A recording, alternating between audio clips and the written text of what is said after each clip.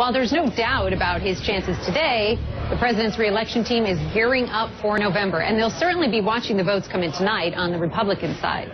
Joining me now from Manchester, Democratic National Committee Chairwoman Debbie Wasserman Schultz. Thank you so much for joining us today.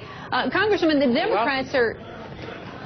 Democrats are probably relishing all this infighting on the Republican side.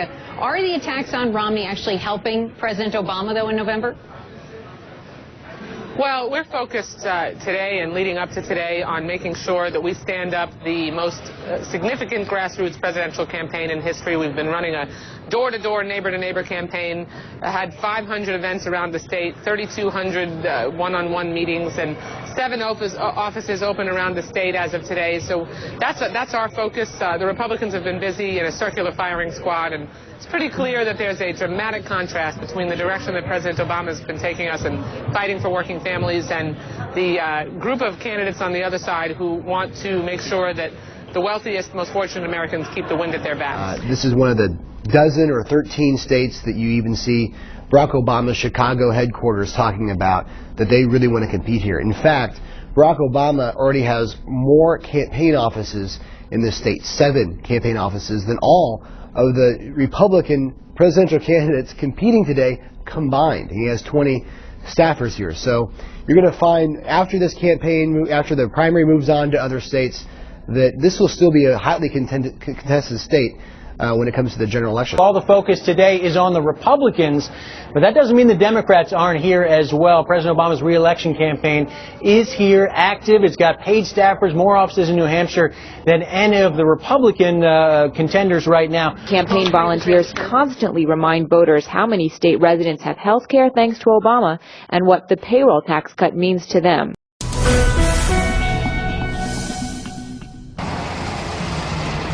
Look anywhere in New Hampshire these days. You might think there's only one group of candidates running for president in 2012. A slew of Republicans, Romney, Paul, even someone named Fred Karger. So where are all the Democrats? Well, make no mistake, they're here too, and they're not just waiting for November. We are focused on putting together and implementing the largest, most significant grassroots campaign in presidential history.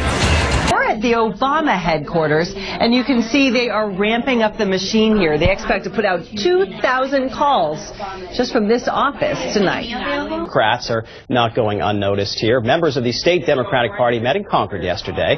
They kicked off a strengthened effort to knock on doors, pick up the phone, and encourage voters to re-elect President Obama, who they say shouldn't be forgotten as a candidate you can vote for during tomorrow's primary.